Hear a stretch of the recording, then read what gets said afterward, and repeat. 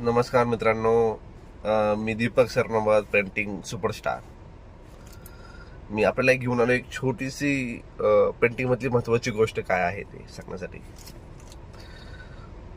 Painting मध्ये overall कामामध्ये तुम्ही बघितलं ना, मला माहिती आहे महत्वाचं काय आहे.